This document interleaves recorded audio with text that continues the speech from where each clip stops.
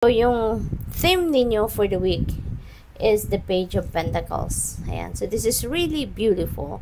Kasi, merong mga offers na dadating. May mga balita, no? Merong mga lalapit sa inyo na maaaring mag-offer ng trabaho or baka merong mag-offer ng anything, no? Na pagkakakitaan ninyo, bagong money path. Pwede rin na meron ditong malaking perang dadating because maaaring meron kayong binibentang property, no? So, baka ang trabaho ninyo ay nasa realty business or baka personal ninyo itong property, no, na ibebenta ninyo. Kaya merong malaking pera na pwedeng dumating, no, for some of you.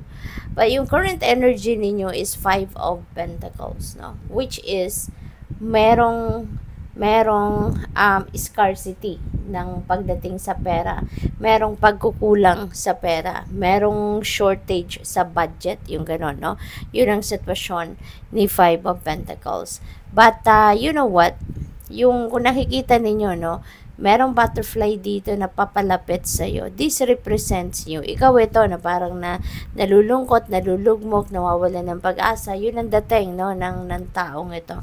So, merong palapit na butterfly. Nandiyan na sa bubble niya, 'di ba? Yung butterfly.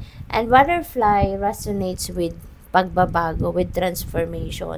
So, parang heads up na yan sa inyo na maghanda ka na, get ready, get on your feet, and get ready kasi may mga breakthrough na paparating.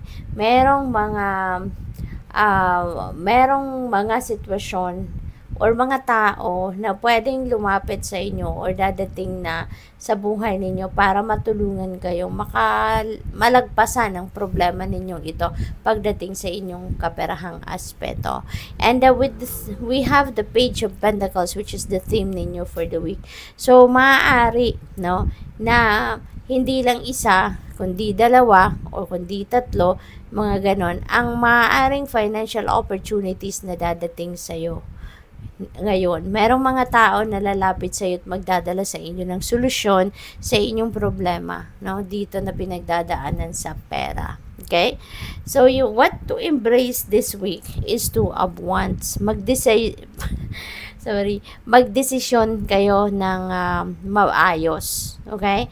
Dahil dito sa mga opportunities na to, nasa inyong mga kamay ang desisyon, nasa inyong mga kamay ang pagpipili kung alin dito yung kukunin ninyong oportunidad na sa tingin nyo makakatulong sa inyo o na sa tingin